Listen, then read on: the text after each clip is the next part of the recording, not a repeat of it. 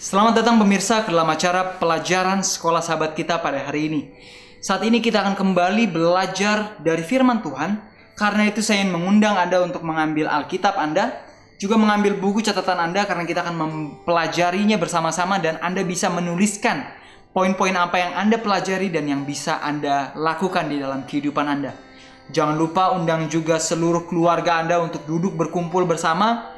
Juga ajak keluarga, teman-teman untuk datang. Kita akan mempelajari firman Tuhan bersama-sama. Judul pelajaran kita pada hari ini adalah Carilah Tuhan. Mari kita baca. Betapa pentingnya, walaupun sangat penting hidup oleh iman, seperti pelajaran kita sebelumnya. Sangat penting untuk hidup oleh iman. Akan tetapi hukum serta Torah itu sendiri bukanlah sumber dari kehidupan. Tentu itu adalah satu hal yang benar. Karena banyak orang berpikir, orang-orang Yahudi, mereka menjadi berpikir bahwa sumber dari kehidupan itu adalah mengikuti Torah. Apa yang diajarkan di dalam hukum Tuhan. Padahal sumber kehidupan sendiri adalah Sang Pencipta kita, Yesus Kristus. Melalui kehidupan itulah yang harusnya kita ikuti. Dan jadi seringkali orang lupa arahnya.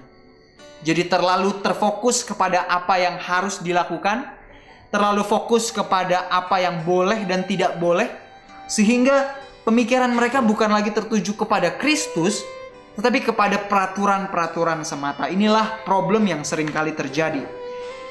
Di sini dikatakan, Torah sendiri atau hukum sendiri, tujuannya menunjukkan dosa. Dan dosa itu membawa kepada kematian di dalam Roma 7. Jadi yang membuat Torah begitu efektif karena dia datangnya juga dari Tuhan. Walaupun Torah atau hukum sendiri bukanlah sumber dari kehidupan. Nah, apabila terpisah dari Tuhan, saat kita mengikuti Torah, mengikuti peraturan, mengikuti hukum, itu justru akan membuat kita menjadi orang yang legalistik. Selalu fokusnya kepada hukum terus. Sementara melupakan bahwa hukum itu berasal daripada Tuhan. Sebuah kehidupan yang penuh dengan penurutan harusnya menuntun kita kepada Tuhan. Dan bukannya membuat kita terpisah dari Tuhan dan terfokus hanya kepada hukum. Banyak orang yang kehidupannya seperti itu sekarang. Di mana fokus utama dalam hidupnya adalah hukum terus, apa yang harus dijalani, apa yang harus dilakukan. Dan pada akhirnya itu membuat mereka menjadi bergantung pada kekuatan sendiri. Karena sebuah kehidupan yang menurut pada Tuhan adalah sebuah kehidupan yang bergantung pada Tuhan. Bukan sebuah kehidupan yang, saya sudah lakukan ini, saya sudah lakukan itu, saya sudah lakukan semua yang mereka bisa lakukan dan mereka pikir adalah sebuah kebanggaan. Jadi hari ini kita kembali diajak untuk mereview kembali, melihat kembali kehidupan kita. Apakah kita merasa bahwa kita sudah hidup oleh perintah Tuhan, oleh firman Tuhan? Dan apakah melalui firman itu kita merasa bahwa, saya sudah lakukan ini, nah orang itu belum. Lalu kita mulai menunjuk-nunjuk kesalahan orang lain. Itu pun adalah suatu hal yang tidak baik. Di saat kita melihat kesalahan orang lain, kita menunjuk kesalahannya, kita jadi berpikir bahwa saya lebih benar dari mereka. Sementara yang membuat saya bisa melakukan itu bukan kekuatan saya sendiri sebetulnya. Adalah kuasa Tuhan yang menuntun saya. Jadi berbeda di saat kita menjadi orang yang legalistik, yang selalu menekankan apa yang harus dan tidak boleh dilakukan, dengan orang yang hidup bergantung pada Tuhan dan penuh kasih di saat mereka melihat orang yang belum bisa melakukan perintah Tuhan, gantinya menunjuk, menyalahkan, mereka justru akan membantu. Karena mereka pun pernah merasakan betapa sulitnya berada di titik tersebut. Mari kita lanjut lagi. Di dalam buku Galatia, di Galatia 3 ayat 24, buka Alkitab Anda, kita akan melihat bagaimana hukum sebenarnya menunjukkan jalan kepada Yesus. Dan bagaimana caranya kita bisa dibenarkan oleh iman? Ambil Alkitab Anda, kita buka Galatia 3 ayat 24. Mari kita baca. Jadi hukum Taurat adalah penuntun bagi kita sampai Kristus datang. supaya kita dibenarkan karena iman. Banyak orang yang mengambil ayat ini dan mereka ambil, oh ini penuntun bagi kita sampai Kristus datang. Mereka berpikir adalah sampai Kristus datang yang pertama, itu oleh hukum sudah tidak berlaku. Anda pernah dengar statement seperti itu? Banyak orang yang memakai ayat di Galatia 3 ayat 24 ini untuk menguatkan pandangan mereka bahwa hukum sudah tidak perlu untuk dituruti. Jadi ada dua sisi ekstrim. Yang pertama yang merasa bahwa hukum sudah tidak perlu dituruti, dan yang kedua merasa bahwa hukum harus dituruti, tapi justru bukan dengan kekuatan dan bergantung pada Tuhan, tapi dengan kekuatan sendiri, dan jadi menyalahkan orang lain. Dua sisi ini adalah dua sisi yang sepertinya selalu saling menyalahkan, debat dan lain-lain. Padahal kalau kita baca ayat ini di kitab apa? Buku Galatia, betul. Buku Galatia adalah buku perjanjian baru. Jadi kalau ayat ini katakan hukum Taurat adalah penuntun bagi kita sampai Kristus datang, artinya kedatangan yang pertama atau kedatangan yang kedua? Kedatangan yang kedua kali. Jadi menuntun kita sampai Kristus datang.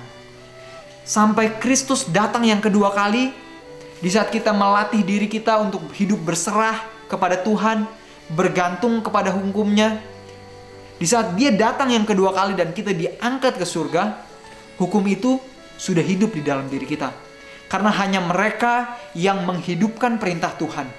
Bukan dengan kekuatan sendiri tentunya, tapi dengan bergantung pada Tuhan. Merekalah yang akan menjadi pewaris kerajaan surga, yang berserah kepada Tuhan.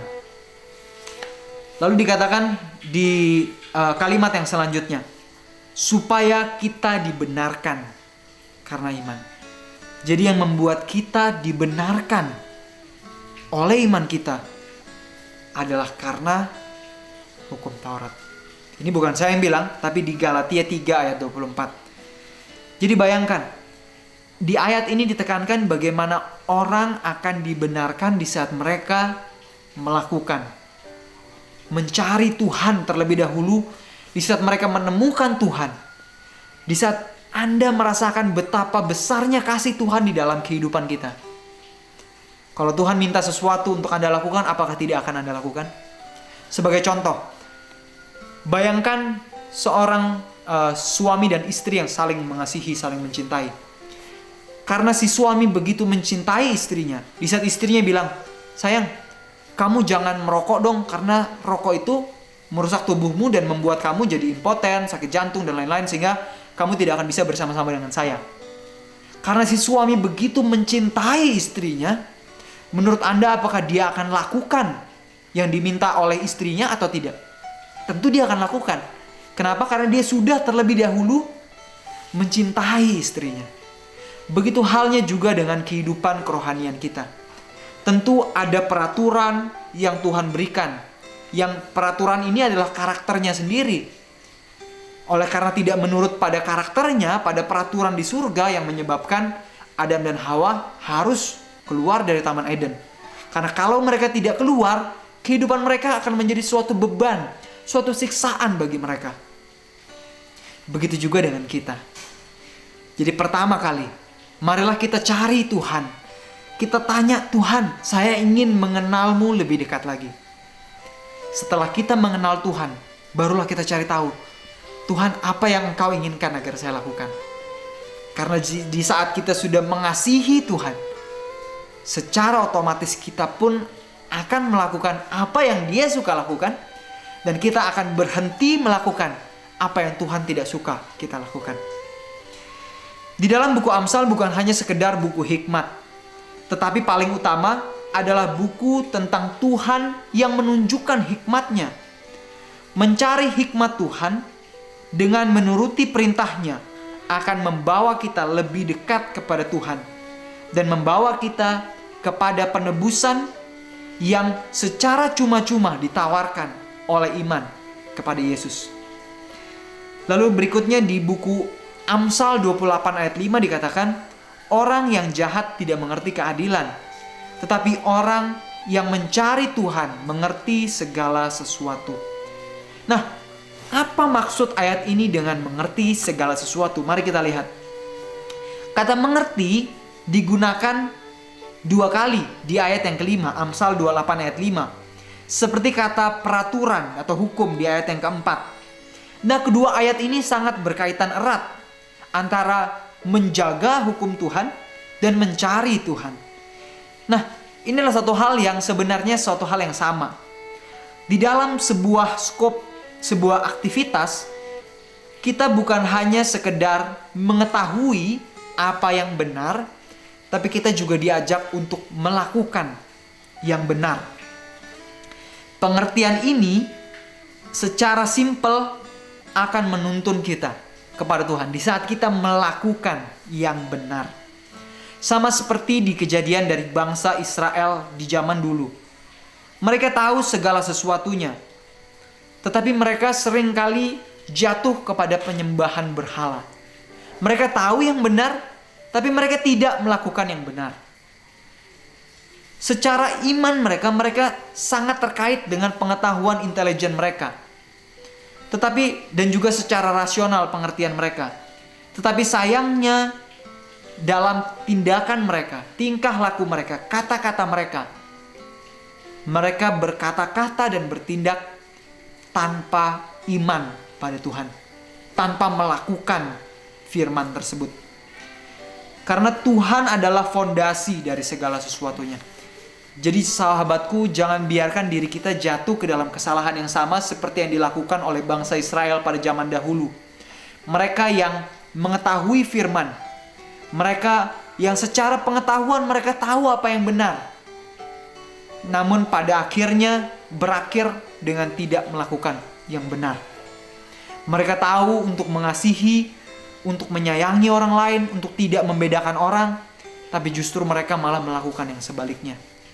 Mereka tahu betapa tidak baiknya untuk memiliki Tuhan yang lain di dalam hidup mereka, yang lebih banyak mengambil waktu, tenaga, uang mereka. Itu adalah ilah di dalam kehidupan mereka. Menyembah Baal. Perhatikan dalam hidup kita, apakah kita juga melakukan hal yang sama? Apakah ada hal yang lain yang menyebabkan kita lebih banyak waktu kita terserap, tenaga kita terserap pada sesuatu yang lain? Game, entertainment, TV hiburan, sinetron, dan lain-lain. Apakah tenaga, pikiran, uang kita bahkan lebih banyak kita habiskan untuk Baal-Baal modern tersebut, atau kita gunakan untuk melayani orang lain? Pertanyaannya adalah, bagaimana iman kepada Tuhan dapat membuat kita berdiri teguh? Karena begitu seringkali tidak masuk akal dan tidak rasional bagi kita untuk menolak Tuhan, gantinya percaya kepadanya. Seringkali banyak orang yang pada akhirnya merasa lebih mudah untuk menolak Tuhan, padahal justru melakukan yang Tuhan tidak kehendaki adalah suatu hal yang lebih sulit. Hari ini sahabatku, pelajaran kita dalam tema mencari Tuhan. Kembali saya mengajak Anda pada hari ini untuk mencari Tuhan, meminta pengertian agar kita bisa membedakan yang benar dan yang salah. Meminta pengertian agar kita bisa mengenal karakter Tuhan lebih dalam lagi. Karena di saat kita sudah mengasihi Dia, apapun yang Tuhan minta pasti kita akan berikan. Karena kita tahu bahwa semua yang kita miliki adalah miliknya. Dan ini bukan hanya sekedar pengetahuan. Perjalanan hidup bersama dengan Tuhan bukan hanya sekedar apa yang kita ketahui, tapi apa yang kita perbuat, apa yang kita lakukan di dalam hidup. Sampai di sini pemirsa, pelajaran sekolah sahabat kita. Jangan lupa bagikan pelajaran ini kepada paling kurang satu orang pada hari ini. Dan ceritakan juga, lakukan juga apa yang sudah Anda tuliskan di dalam buku catatan Anda. Apa yang bisa kita lakukan untuk menghidupkan firman, untuk mengenal Tuhan lebih baik. Buat komitmen Anda setiap hari, pada hari ini tulis, Tuhan, saya ingin mengenalmu lebih dekat lagi. Caranya bagaimana? Baru kita tulis. Banyak orang yang menuliskan, Tuhan, saya ingin mengenalmu lebih dekat, tanpa membuat sebuah usaha. Apa yang bisa kita lakukan? Tanpa sementara waktunya habis dipakai buat main game, nonton, jalan-jalan, ngobrol, makan, berpesta, sehingga habis waktunya. Sementara di dalam doanya adalah, Tuhan, saya ingin mengenalmu. Inilah salah satu jebakan setan. Sehingga kita menjadi tidak fokus kepada apa yang Tuhan inginkan agar kita lakukan. Jadi sahabatku yang ada di rumah, hari ini kita belajar untuk lebih spesifik. Di saat kita ingin untuk mengenal Tuhan lebih dekat, marilah kita buat jadwal, tempatkan sebuah waktu bagi kita, waktu untuk berdoa, membaca firman Tuhan, dan mengenalnya. Dan juga gak berakhir di sana. Di saat kita sudah membaca, berdoa dan berdoa, sama seperti bangsa Israel tadi, mereka punya pengetahuan akan kebenaran, tapi tidak melakukannya.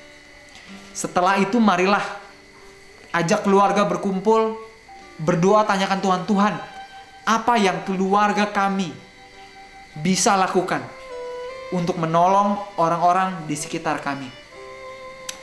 Di saat Anda berkumpul, berembuk dalam sebuah keluarga, Tuhan akan menunjukkan kepada Anda apa yang Dia inginkan agar Anda bisa lakukan, agar kehidupan kita bisa menjadi berkat bagi orang lain. Carilah Tuhan pada hari ini. Sampai bertemu lagi pemirsa, Tuhan memberkati dan Maranatha.